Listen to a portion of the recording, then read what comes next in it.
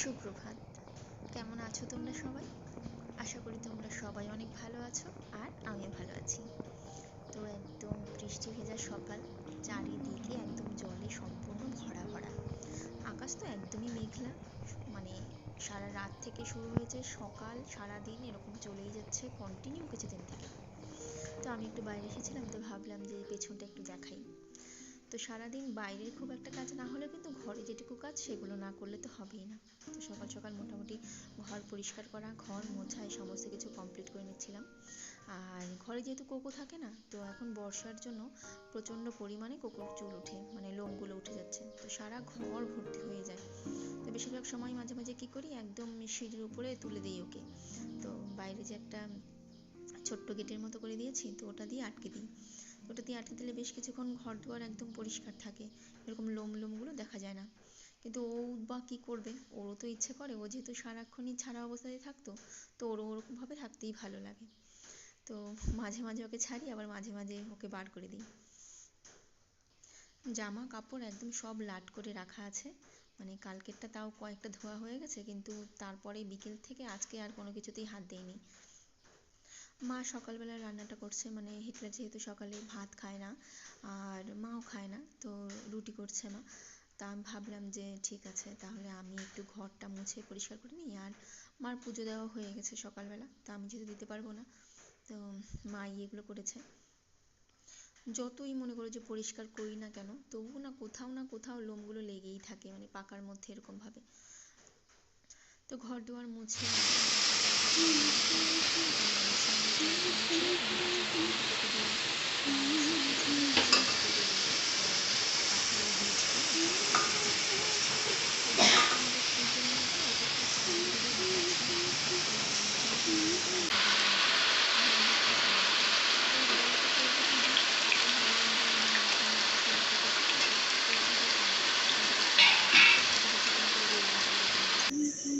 যে এটা করি, এটা করতে করতে না আবার দেখলাম যে আমার চালের গুঁড়োটা বেশ রয়ে গেছে, তো ভাবলাম যে আরও কিছু করি, মানে নতুন নতুন ভাবে আর কি। তো তারপর দেখলাম যে কাঁকরোল আছে, তো কাঁকরোলগুলোকেও ঠিক ওরকম ভাবেই পাত পাত করে নিয়ে তারপর ভাবলাম যে এগুলোও বড়া করি।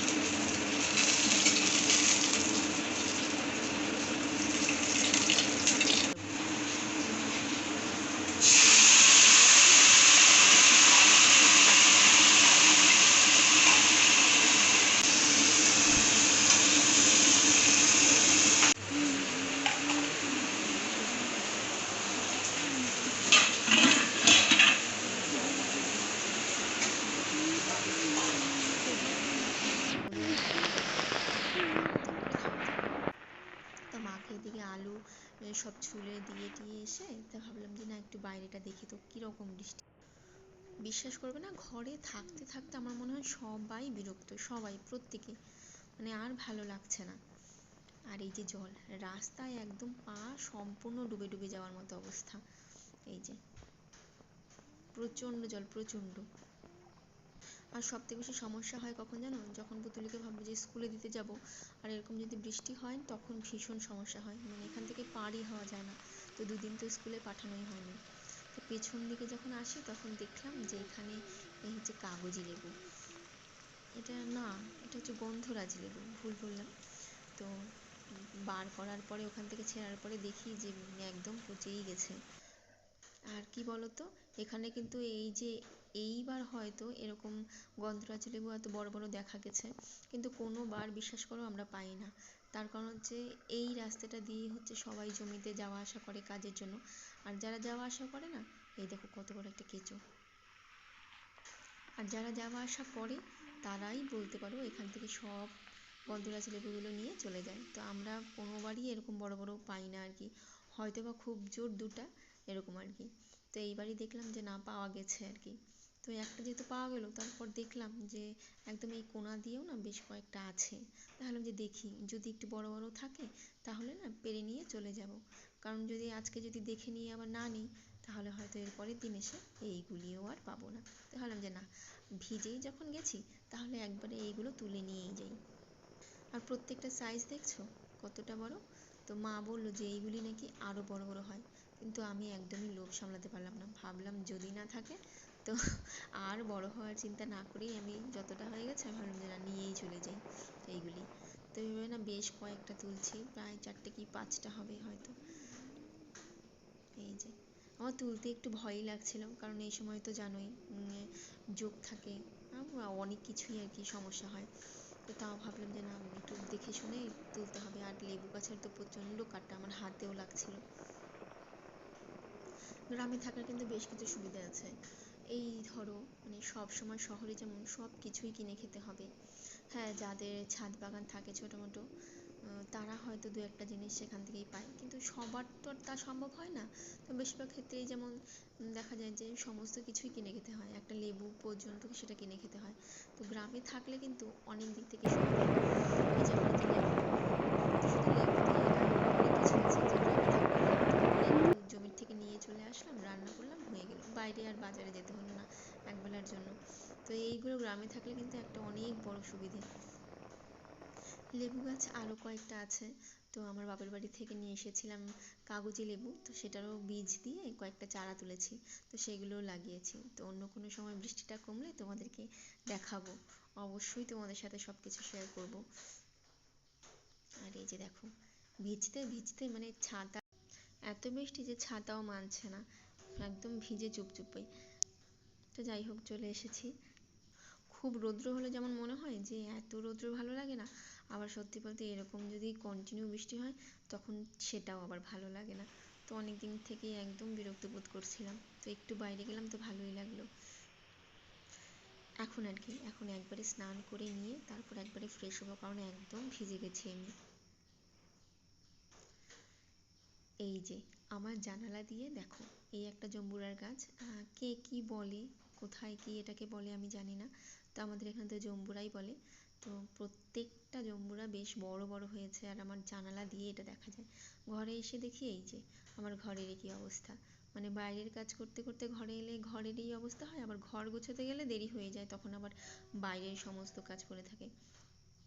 তবে একা থাকলে হয়তো আরও বেশি সমস্যা হতো, একা হাতে সব করতে হতো। তো মা যেহেতু আছে, মা যদি একটা সাইড করে তাহলে হচ্ছে আমার সুবিধে হয় আর একটা দিক করতে। তো দুজনে থাকলে হচ্ছে এই একটা সুবিধে, মানে দুদিকটাই প্রায় হয়ে যায় আস্তে আস্তে, কোনো না কোনোভাবে অসুবিধে হয় না। আর আমার সোফার উপর যে দেখছো একটা সিট রাখা আছে, বাকি দুটো নেই। তো বাকি দুটো সরিয়ে দিয়েছি। এবার অনেকেই ভাবতে পারে যে একটা আছে আরগুলো নেই কেন। তো ব্যাপার হচ্ছে কি, যে ছোট ছোট ইঁদুরের বাচ্চা এসেছে জমির থেকে, এসে আমার সোফার দুটো সিট কভারের মধ্যে একদম কেটে তুলো বার করে দিয়েছে।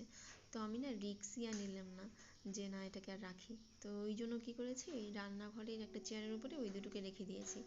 আর এই একটা রেখেছি কারণ হচ্ছে হিটলার যখন এসে সোফায় বসে কাজ করার জন্য, তো পেছন দিকে যখন হেলান দিতে যায় না, তখন ভীষণ অসুবিধা হয়। তো সেই জন্য এই একটা শুধুমাত্র ওর জন্য রেখে দিয়েছি, আর দুটোকে আমি সরিয়ে দিয়েছি। আর প্রতিটি অভ্যাস, একটা জামা কাপড় খোঁজার জন্য সবগুলো বেশ নাড়াঘাটা করবে। তো সেই জন্য ভাবলাম যে সমস্তগুলোকে আবার একটু ঠিকঠাক করে রেখে দিই। আর আমার টিভির এখানকার এই টি টেবিলটা কখনো কোনো সময় আমি দেখিনি যে একদম টিপটাপ আছে। প্রত্যেক দিনই আমাকে এটা গোছাতে হয়, প্রত্যেক দিনই এটা অগোছালো হয়ে যায়, কারণ এই টি টেবিলটার ওপরেই হয়তো অনেক কাজ হয় হিটলারের। তো সেই জন্য একটা টেবিলের ওপরেই সব কিছু, মানে কখনো চা হলেও এখানে রাখতে হয়, আর কলম, পেন, জলের বোতল, সব কিছুই এখানেই রাখতে হয়। তো একটু তো অগোছালো হবেই। একটা ঘরের মধ্যে যখন সব কিছু রাখতে হয় তখন একটু তো অগোছালো হয়ই, তাই না? তো ভাবলাম যে এগুলো যখন পরিষ্কার করছিলামই, তো ভাবলাম যে আয়নাটাও একটু কেমন দাগ দাগ হয়ে গেছে, আর সেই জন্য ভাবলাম যে একটু এটাকেও পরিষ্কার করি। তবে আজকে কেন জানি না, মানে কারেন্ট একদমই থাকছে না, মানে যাচ্ছে আসছে যাচ্ছে আসছে, একটা যে কন্টিনিউয়াস থাকবে কিছুক্ষণ, মানে সেটা আর কিছুতেই হচ্ছে না। এই যে এখন যেমন কারেন্ট নেই, তো মাঝখানে আবার একটুখানি এলো কি এলো না, চলে গেলো, তো এরকমই হচ্ছে।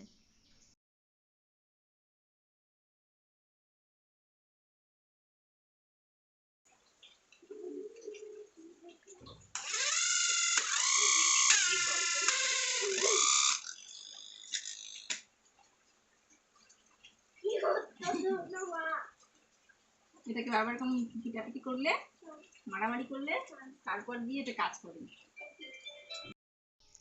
ফ্যানটা পুতুলি আর পুতুলির বাবা দুজনে মিলে আগের বছর রথের মেলায় গিয়েছিল, তখন পুতুলির বায়নার জন্যই পুতুলির বাবাটা কিনে দিয়েছিল। তো বেশ কয়েক মাস হলো আমি দেখি যখনই ফ্যানটা অন করতে যাচ্ছি না এরকম আওয়াজ হচ্ছেই। তো এটাকে যখনই 2-3 বার এরকম মারা হয় কেন জানি না, তখন আবার ঠিক হয়ে যায়। তো এটাই আমি আবার পুতুলিকে দেখাচ্ছিলাম যে তোমার ফ্যানটা ঠিক কী পজিশন, অবস্থা দেখো। বিয়ের পরপর যেমন বিয়ের আগেও নেল পলিশের খুব একটা শখ ছিল আমার বেশি হয়তো, তো মেয়ে হওয়ার পর থেকে কেমন যেন একটু সাদামাটাই হয়তো বা হয়ে গেছি। কিন্তু এখন দেখা যায় যে আমার ঘরে প্রচুর নেল পলিশ আমার, কিন্তু সেটা আমার না যদিও, তো সেইগুলো ব্যবহার করে এখন আমার মেয়ে। আমার মেয়েও ভীষণ ভালোবাসে নেল পলিশ। আর এই যে এটা হচ্ছে পুতুলির প্রথম প্রথম কি দ্বিতীয়বার জন্মদিনের ফটো, এটা হয়তো প্রথম জন্মদিনেরই ফটো ছিল। আগে প্রায় 2 মাস 3 মাস পর পরই না ঘরের বিভিন্ন জিনিসগুলোকে মানে এপাশ থেকে ওপাশ নেওয়া, খাটটাকে এপাশ থেকে এপাশে সরানো, এই সমস্ত কিছু করতে আমার খুব ভালো লাগতো। মানে ঘরে ঢোকার পরে ঘরটাকে নতুন একটা লুক দিব, মানে এটা আমার খুব পছন্দ ছিল। তো এখন প্রায় বলা যায় যে 2 বছর কি 3 বছর হয়ে গেছে যে এটা হয়তো বা আমার বন্ধই হয়ে গেছে। এখন আর ইচ্ছে হয় না যে খাটটা চেঞ্জ করে এদিক থেকে এদিকে সরাবো। তবে ড্রেসিং টেবিলটাকে সরিয়েছিলাম, তো ড্রেসিং টেবিলটা হচ্ছে অন্য সাইডে আমার খাটের পাশে ছিল, তো সেটাকে যে দরজার পাশে এনে রেখেছিলাম। আমার হাতে যেটা দেখছো এটাকে বানিয়েছি নারকেল তেলের কৌটো। তো বডি অয়েলের তেলটা যেহেতু শেষ হয়ে গেছিলো, তো ভাবলাম যে কৌটোটাকে না ফেলে দেবো না, কৌটোটাকে ব্যবহার করার জন্য ভাবলাম যে টিনের যেহেতু নারকেল তেলটা আমাদের ব্যবহার হয়, তো সেটা না একটু পিঁপড়েতে ধরে যায়, তো ভাবলাম যে এটার মধ্যে রাখলে পরে তেলটা জমাটও বাঁধে না আর নোংরাও হয় না। তো তারপর কী করেছিলাম, ওটার মধ্যে নারকেল তেলটা ভরে রেখে দিয়েছিলাম। তো এরকম বেশ ছোটোখাটো জিনিস আমি করি। এই যেমন হেয়ার সিরামের বোতলগুলো তো ফেলে দেই না। তো অনেক সময় কী হয় ঘরে অনেকেই থাকে যে সর্ষের তেল দেয়, যেমন হিটলারই স্নান করতে গেলে কখনো কখনো সর্ষের তেলটা ব্যবহার করে, তো সেটা তো আর কোনো কাপে বা কোনো কিছুতে রাখা সম্ভব না। তো তখন কী করি, এক্সট্রা করে এরকম একটা হেয়ার সিরামের বোতলটা বানিয়ে নিয়েছিলাম, তো সেটার মধ্যে সর্ষের তেলটা ঢেলে রেখে দিয়েছিলাম। তো এগুলো না বেশ সুন্দর কাজ করে, দেখতেও ভালো লাগে, আবার জিনিসগুলোও বেশ ভালোই থাকে।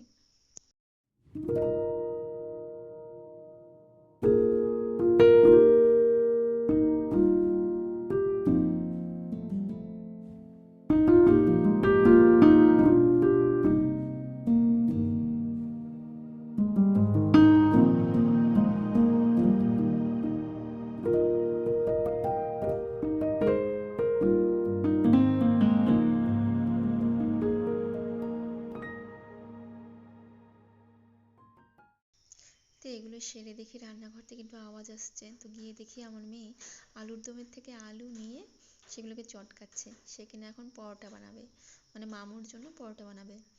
আমার দাদা এসেছে দুপুরবেলা, তো প্রচণ্ড বৃষ্টির মধ্যে একদম ভিজে এসেছে, তো মাও সেই জন্য একটু চাও করলো সবার জন্য। তো এদিকে চাও হলো দুপুরবেলা, আবার রান্নাও হচ্ছে, আর আমার মেয়ে বানাচ্ছে আলুর পরোটা। কমপ্লিট। এই যে কোকো, মানে যে যখন যেদিকে যাবে ও হচ্ছে সেদিকে যাবে আর কি। এই যে, তো দুপুরবেলার পুজো মানে গোপাল সেবা দিয়েছে হচ্ছে পুতুলি, আর মার রান্নাবান্না সব কমপ্লিট, আর লাস্টে শুধু আমি গিয়ে কোকোর জন্য একটু প্রেশার কুকারে ডাল সিটি দিচ্ছি। যদি কারো আওয়াজ হয় তাহলেই কোকো দরজায় একদম গ্রিলের সামনে, আর তারপর ঘাউ ঘাউ ঘাউ ঘাউ। সকালবেলা আজকে কোকোর ভাত অর্ধেক উঠছে আর অর্ধেক তো যেভাবে ছিল ওভাবেই পড়ে আছে। আর এই যে নেই, খাওয়া দাওয়া বন্ধ করে দিয়ে ঘুর ঘুর ঘুর ঘুর ঘুর। বললাম যে বৃষ্টিটা হালকা একটু কমছে, এই যে আবার শুরু।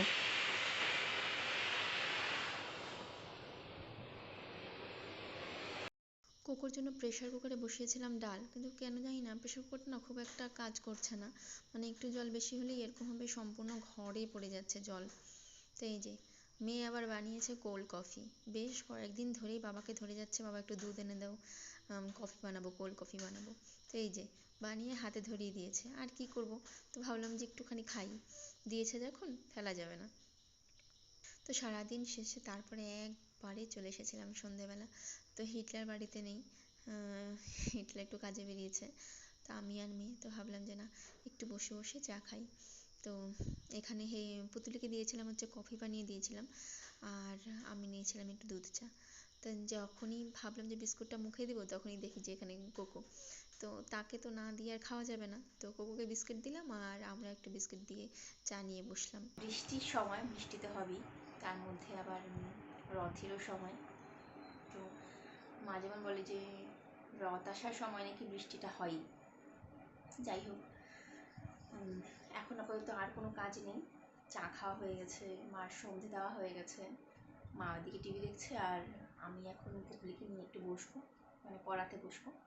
তো সেই জন্য ভাবলাম ভিডিওটা আর লম্বা করবো না, আজকের ভিডিওটা এখানেই শেষ করব। আর এরপরে তোমার সাথে দেখা হবে নতুন একটা ভিডিওতে। কি এটা কি লিখতে বলছে? হ্যাঁ, না না বাকি ছিল তো তাই জন্য এটা লিখতেছি। আচ্ছা, আমি না একটা জিনিস লক্ষ্য করলাম, তো ভাবলাম যে তোমাদের সাথে শেয়ার করি যে চাহিদা কত প্রকারের থাকে। এই যে আমার মেয়ে পড়তে বসছে, এই যে একখানা রাবার তো এখানে দেখাই যাচ্ছে, আবার এই যে পেন্সিল বক্সের ভিতরে আবার আরেকখানা, তো গেল এই দুটো। এবার দেখি পেন্সিল বক্সের ভিতরে এটা কি, আমি ভাবলাম যে এটা হয়তো পেন। তো এবারে দেখি যে না, মেয়ে বলছে এটা পেন না মা, এটা হচ্ছে রাবার। এবার দেখো, আমাদের সময় কি এগুলো ছিল? আমার তো মনে পড়ে না, কিন্তু এই যে দেখো এখন ঠিক কত রকমের কত কিছু রকমারি। আর এদিকে একটা শেয়ার করছিলাম কথা যে আমার মেয়ে ক্লাস 2-এ পড়ে। তো ক্লাস 2-এও দেখো এখন সংস্কৃত বই হয়ে গেছে। তা আমাদের সময় ক্লাস 5-এ কি 6-এ হয়তো সংস্কৃত আমরা পেয়েছিলাম। তো এখনকার পড়াশুনো আর আমাদের সময় আমরা যারা প্রাইমারি স্কুলে পড়েছি, তো সেই পড়াশোনার মধ্যে একটা তফাৎ এখনও হয়তো বা রয়ে গেছে। তো আমার মেয়ে যেহেতু প্রাইভেট স্কুলে বাংলা মিডিয়ামেই পড়ে, তো তাদেরও দেখো পড়াশোনার ক্ষেত্রে কতটা তফাৎ। তা আমি দেখি আর মাঝে মাঝে ভাবি যে সত্যি তো এখনকার বাচ্চা কাচ্চা সবার কতটা প্রেশার থাকতে পারে পড়াশোনার, যে একসাথে এতগুলো বই তাদেরকে পড়তে হয়। তো যাই হোক, ভাবলাম যে এটা তোমাদের সাথে আমি শেয়ার করি। তো আজকে ভিডিওটা আর লম্বা করলাম না, তো দেখা হচ্ছে নতুন একটা ভিডিওর সাথে, নতুন একটা ব্লগে। তো আশা করি তোমরা সবাই পাশে থাকবে এবং অনেক অনেক বেশি সাপোর্ট করবে। আর ভালো লাগলে ছোট্ট করে একটা লাইক দিয়ে যাবে।